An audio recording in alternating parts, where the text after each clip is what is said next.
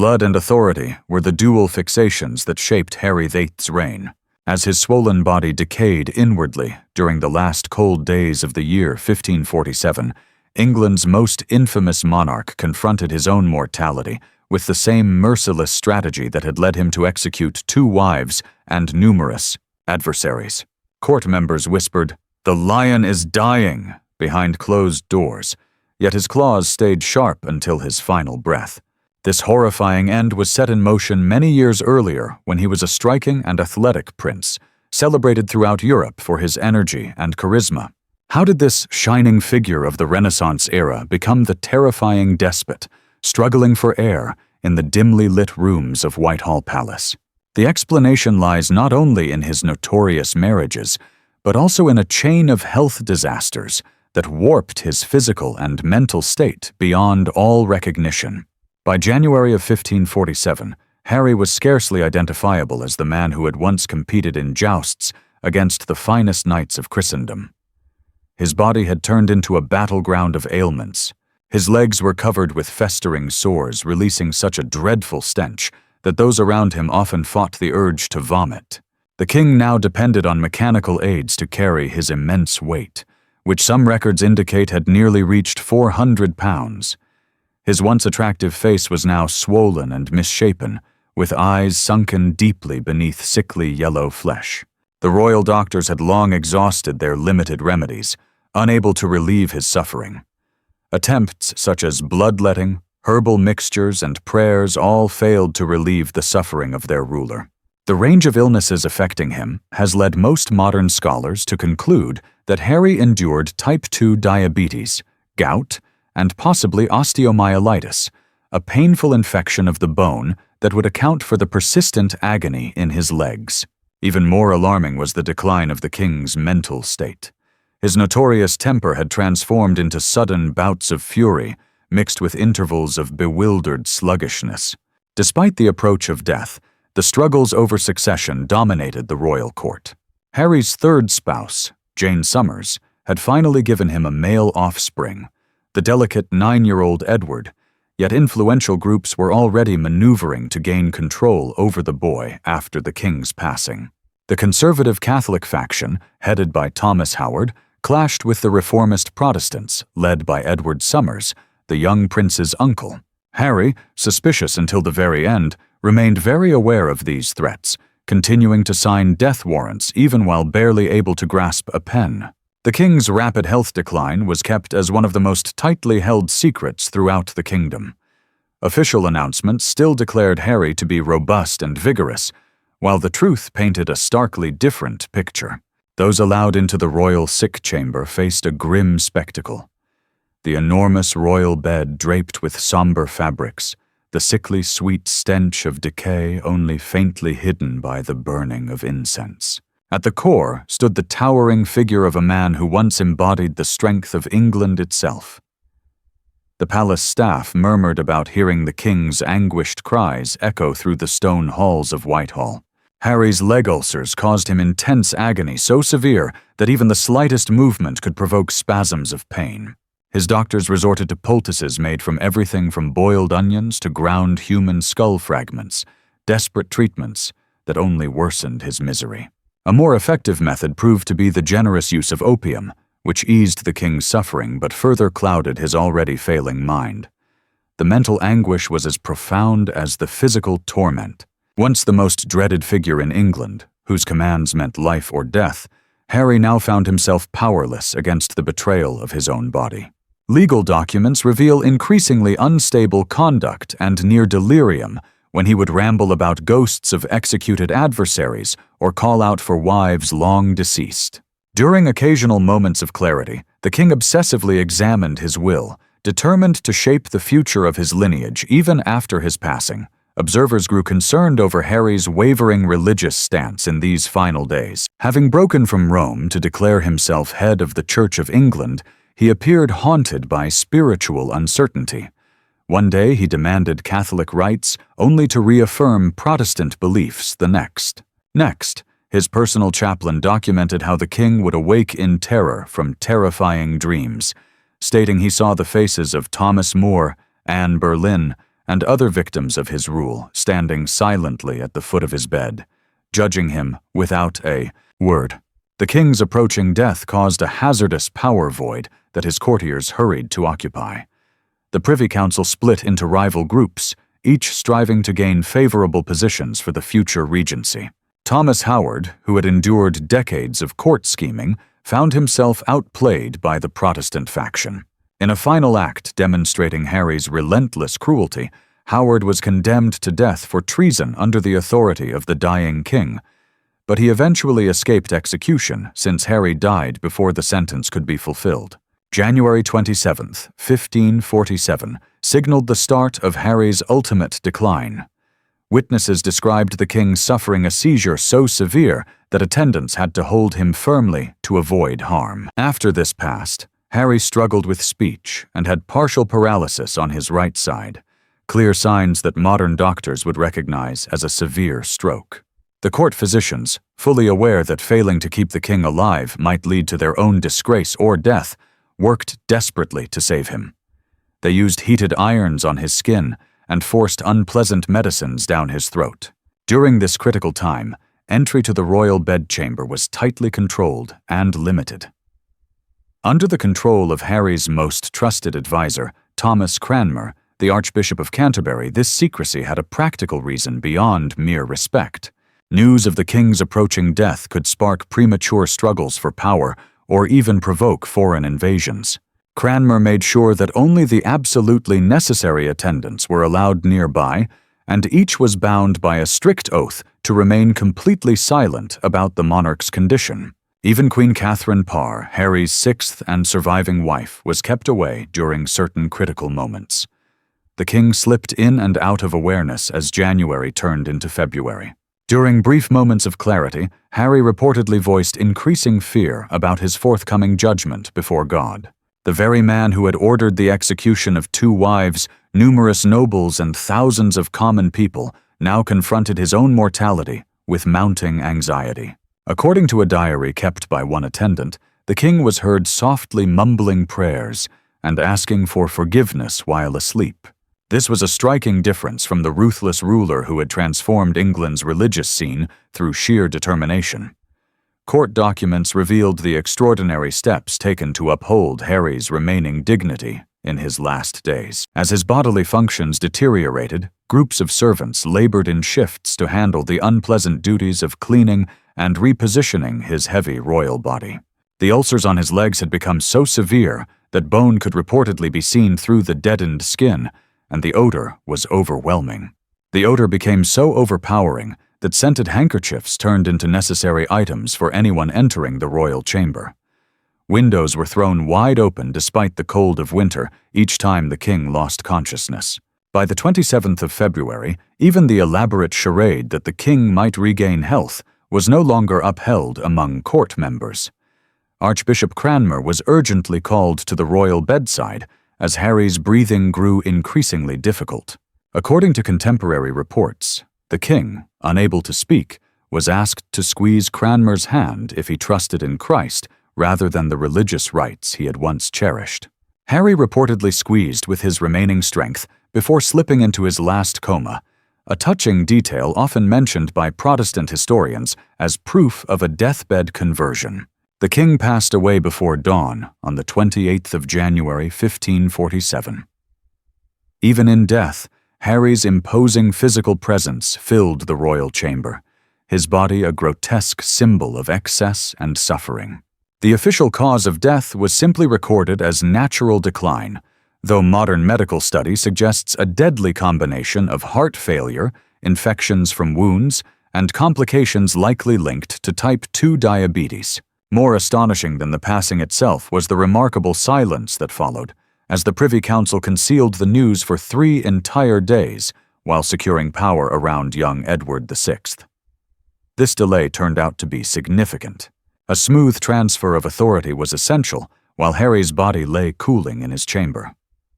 Edward Somers, Earl of Hertford, and uncle to the new ruler, acted with ruthless precision to seize power. Secret discussions took place, key strongholds were secured, and potential contenders were neutralized before Harry's death was publicly announced on the 31st of January. When the bells of London finally tolled to mark the passing of the monarch, Edward Somers had already been appointed Lord Protector and Duke of Somerset, effectively governing England on behalf of his nephew. The handling of Harry's remains presented distinct difficulties that shed light on both Tudor funeral traditions and the king's physical state at the time of his death. Court documents reveal that the royal body began to decay rapidly, most likely due to severe infections present before death. The embalmer hurriedly prepared the corpse by removing internal organs and filling the cavities with aromatic herbs and preservatives.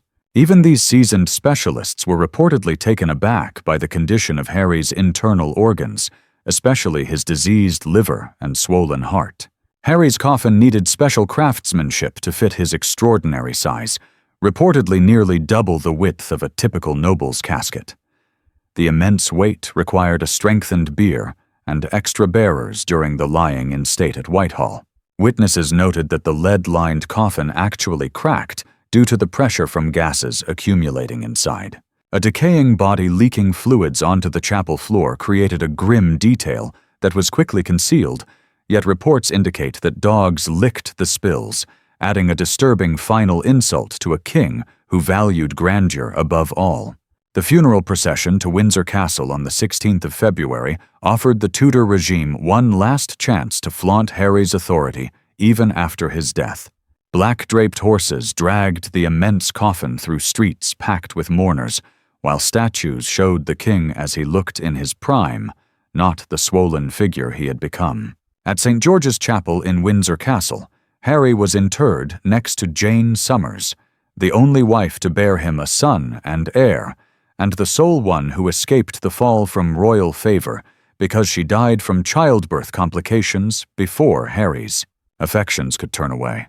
The harsh reality of Harry's decaying corpse stood in stark contrast to the glorified image already being crafted about his rule. Court artists such as Hans Hollein had designed the lasting portrayal of Harry as a broad-shouldered symbol of masculine strength, feet firmly planted, hands on hips, staring boldly at the audience. This deliberate propaganda barely resembled the disease-ridden body now buried beneath Windsor's stone floor, yet it would become the iconic representation of Henry VIII in the public imagination for many centuries. Harry's final will disclosed his last efforts to secure his legacy. To exert influence over the future even after death, the 30-page document carefully detailed the line of succession, first to Edward, then to Mary, daughter of his first spouse, Catherine of Aragon, and finally to Elizabeth, the daughter of Anne Boleyn. This clear order of inheritance, despite being briefly interrupted by the 9-day rule of Lady Jane Grey, would ultimately be followed just as Harry had laid out.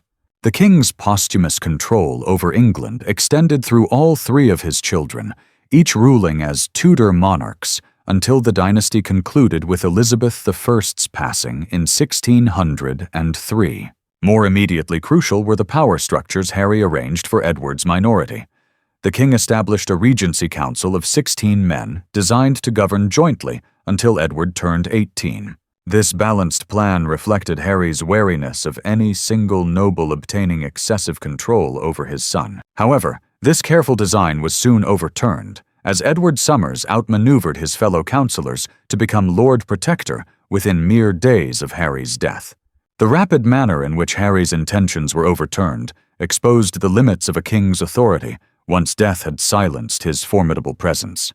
Meanwhile, the medical story of Harry's final days continues to captivate historians and doctors alike.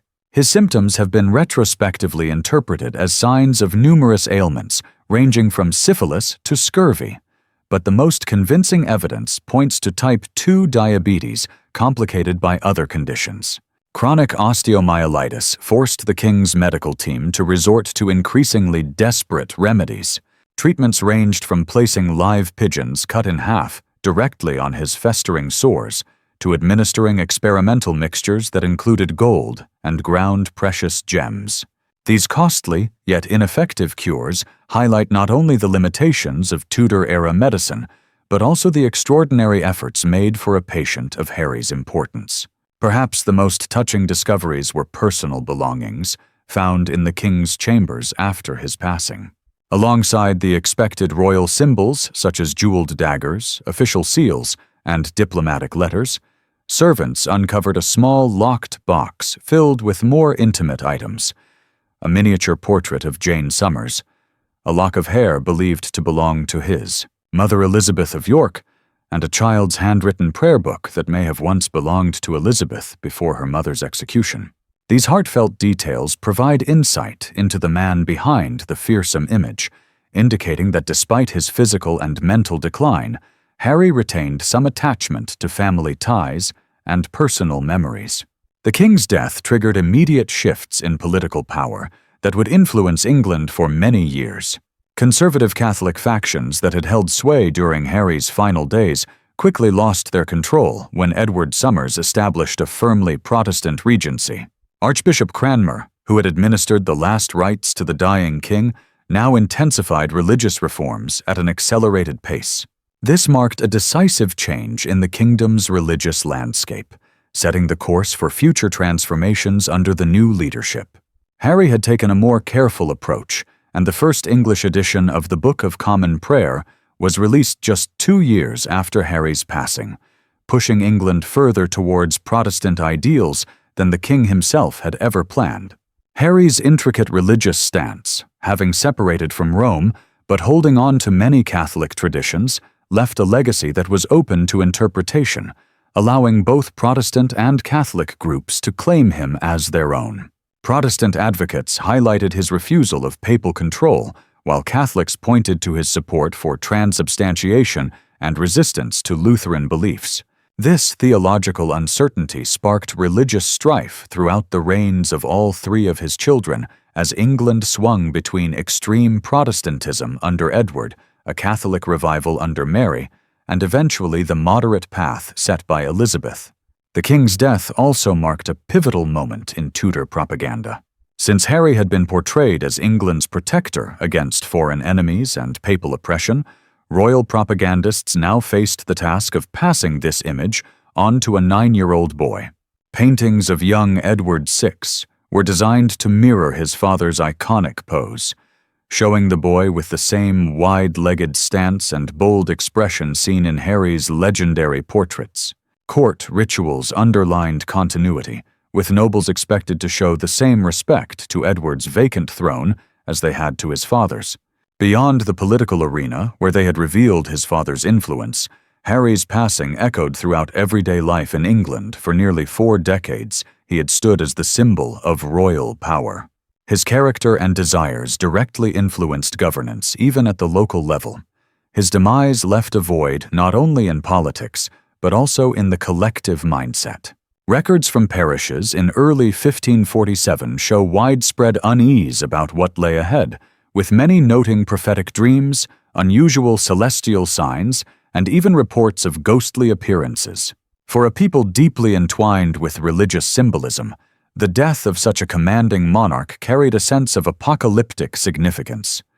Reactions abroad to Harry's death highlighted the delicate position England held within Europe at the time. The French envoy shared that King Francis II sincerely grieved for his dear brother from England, despite their many past disputes. Emperor Charles V, Catherine of Aragon's nephew, assessed the situation more strategically, pondering whether England, now under a young ruler, might be vulnerable to invasion or shifting alliances. Pope Paul III, who had excommunicated Harry some 10 years prior, is said to have held a mass for the king's soul as a diplomatic act that recognized Harry's importance while reasserting the Catholic claim over his spiritual fate. The very place where Harry breathed his last, his private quarters at Whitehall Palace, soon took on a profound significance. The historical importance became clear almost instantly as courtiers expressed hesitation to enter the chambers, where the king endured his final torment. Rumors spread about strange noises and unexplained cold spots, which only heightened superstitious anxiety. Young Edward V, who was 6 years old at the time, reportedly refused to use his late father's bed, demanding that new quarters be made ready.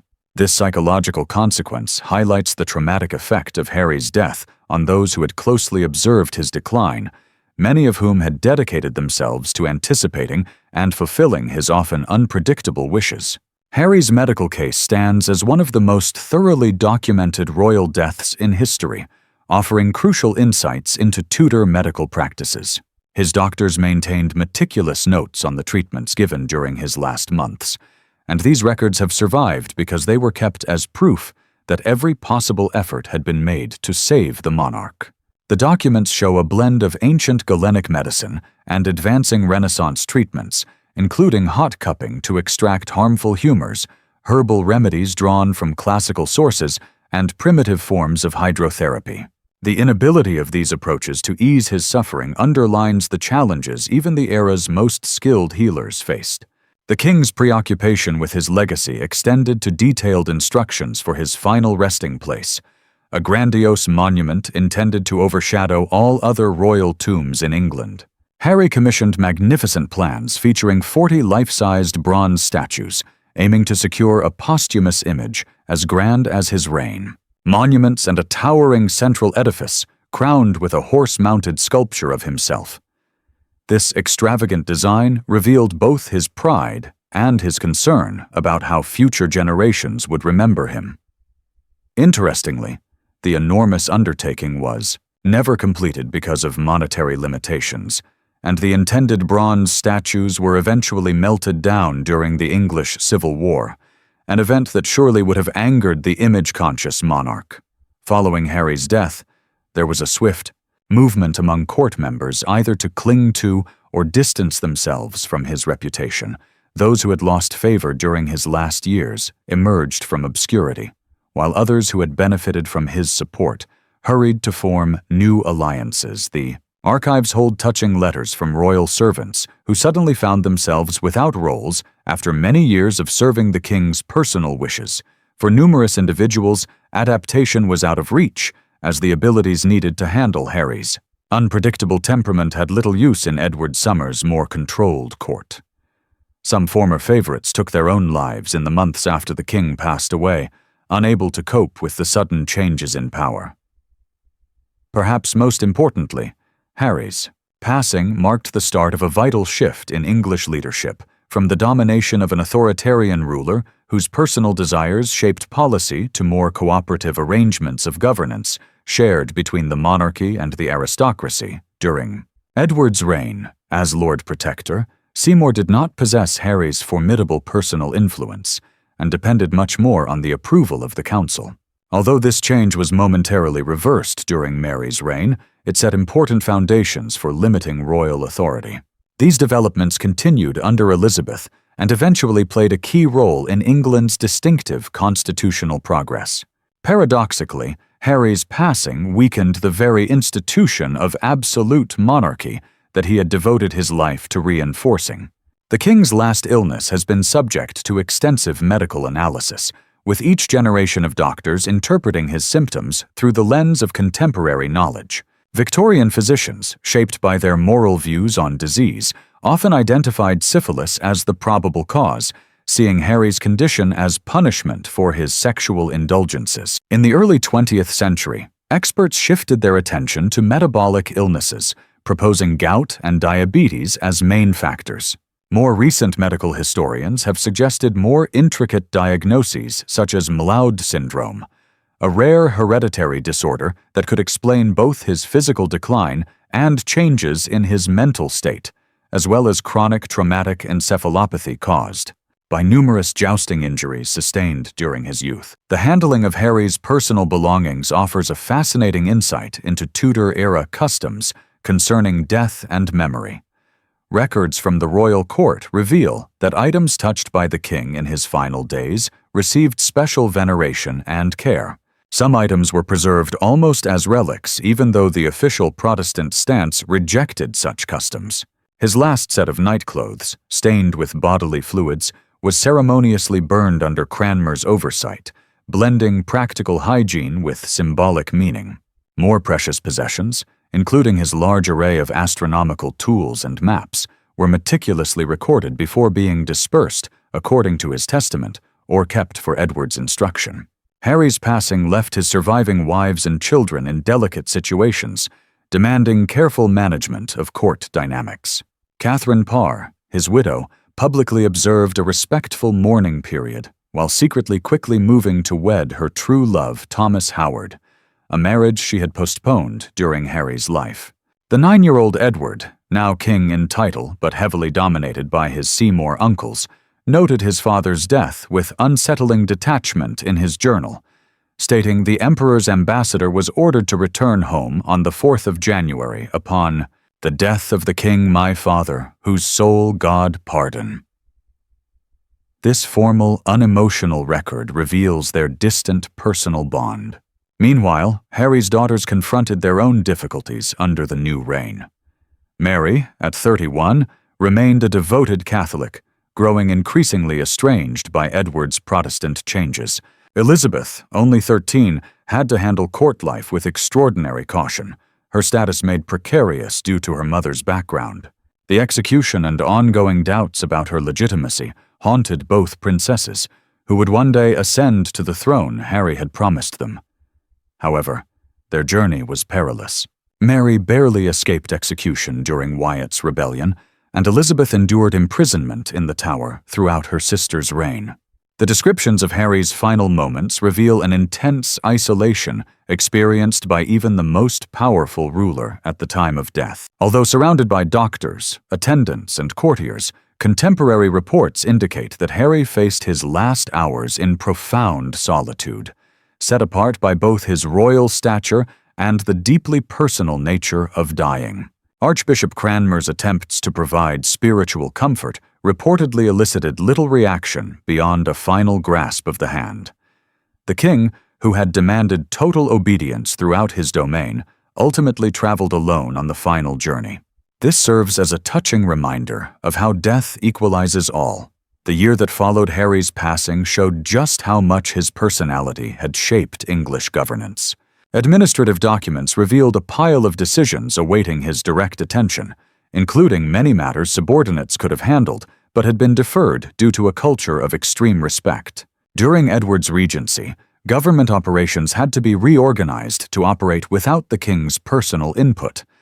Though initially disordered, this change was essential for the realm's continued function. The governance of institutions was ultimately reinforced by creating bureaucratic structures capable of functioning without the monarch's direct involvement. Harry's ornate funeral procession marked his final appearance within England's public arena of authority. Contemporary descriptions recount horses cloaked in black velvet, heralds carrying ceremonial arms, and a life-sized wax figure of the king adorned in full ceremonial dress resting atop his coffin. This artificial representation stood in for the decaying natural body concealed beneath. The procession traveled from London to Windsor over several days, permitting thousands of citizens to observe this last display of Tudor sovereignty. The meticulous arrangement revealed profound concern about the political shift, employing ritual to emphasize that although the king might pass away, the monarchy would continue. Physicians at court who failed to save the king faced uncertain futures after his death. Medical documents indicate some swiftly found roles within other noble households, while others endured professional isolation due to their connection with Harry's unsuccessful care. Dr. Thomas Wendy, who courageously informed Harry of his imminent death when others were reluctant to speak, transformed this act of bravery into ongoing royal employment under Edward V. The king's apothecaries were subject to intense examination, with inventories of medicines given during Harry's final sickness, scrutinized for signs of neglect or possibly intentional wrongdoing. The scientific investigation of Harry's remains, carried out during vault renovations in the 1800s, offered fascinating insights into his physical state at the time of his passing. Workers reported discovering a massive skeleton matching Harry's well-known height, along with signs of severe joint degeneration, especially in the legs. Contemporary forensic analysis combined with historical medical documents indicates that Harry might have weighed close to 400 pounds when he died, with a waist circumference greater than 50 inches. This extreme obesity, coupled with poor blood circulation in his legs and the open wounds described in period accounts, would have created perfect conditions for the infection that likely played a role in his demise. Perhaps the most striking aspect of Harry's final days is what they reveal about the limits of power. This king, who transformed the religious landscape of England, executed queens and nobles without hesitation, and established a navy that would eventually dominate the seas, found himself completely powerless against the decline of his own body. Court records depict moments of Harry angrily confronting his doctors, insisting they restore his health through the sheer authority of royal command. This unsuccessful resistance to the realities of biology highlights the core contradiction of absolute monarchy. The unavoidable weakness of even the most influential human being when faced with sickness, decay, and death. The uncertain religious circumstances around Harry's death further opened a space for reflection. In the battle between competing stories that supported different political goals, Protestant historians focused on the king's final moments, highlighting a clear embrace of evangelical beliefs. Meanwhile, Catholic authors outside England portrayed him as a ruler plagued by remorse over his rupture with Rome. However, the facts indicate that Harry sustained his usual religious stance until the very end. He considered himself the ultimate authority of the English Church, but rejected essential Protestant teachings. This intricate theological position, largely Catholic in its rituals, yet dismissing papal control, mirrored the king's lifelong habit of adapting institutions to suit his personal desires, rather than complying with outside expectations. The economic fallout from Harry's death reached well beyond the royal court. Financial documents reveal that the newly established Regency government inherited a treasury in severe deficit, along with a currency that had lost value considerably. These issues stemmed from Harry's costly foreign military campaigns and his extravagant personal expenditures. Some analyses estimate that during his reign, Harry spent what would equal $200 million in today's currency purely on building palaces. Facing this financial turmoil, Edward Somers was compelled to uphold Harry's divisive approach of selling church lands, accelerating one of the largest shifts in land ownership in English history. The financial shockwaves from Harry's excessive spending fueled inflation and social tensions throughout the reigns of his children. His physical deterioration became a powerful symbol for those who lived at the time. Many saw the king's body as a representation of the nation itself. Just as medieval political thought described the monarch as the head of the body politic, Tudor writers understood Harry's deteriorating flesh as a sign of a more profound decay within the kingdom. Sermons that have survived from the year 1547 reveal preachers explicitly comparing the king's rotting legs to the moral decline in English society. This symbolic interpretation gained political significance during Edward's rule because reformers claimed that just as Harry's body needed drastic treatment, England's religious customs required purification as well. The last days of Henry VIII mark a distinct point where medieval and early modern ideas about kingship intersected. On one side, the intricate death ceremonies focused on correct burial, and concerns about succession echoed ancient royal death customs going back many centuries. On the other side, the thorough medical notes, legal exactness of Harry's will, and steady government institutions demonstrated newer methods of state authority. Therefore, Harry died between two periods. He was the final English monarch to exercise truly medieval power, but also a ruler who initiated the bureaucratic system that shaped future leadership. What makes Henry VIII's passing so fascinating is not only the terrible physical suffering or its political impact, but also the way it symbolizes a transition in governance and society. The story reveals profound truths about the human experience itself. The king who ruled his time through sheer personality strength ended his life confronting the same boundaries that affect even the most ordinary people. Reports from that era indicate that Harry went through moments of deep existential fear during his final days, facing judgment not as a ruler, but simply as a mortal man.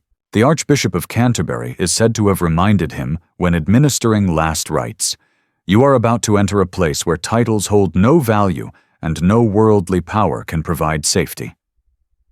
In that ultimate state of human fragility, perhaps England's most notorious ruler found a connection with his people, that he never managed to establish during his lifetime.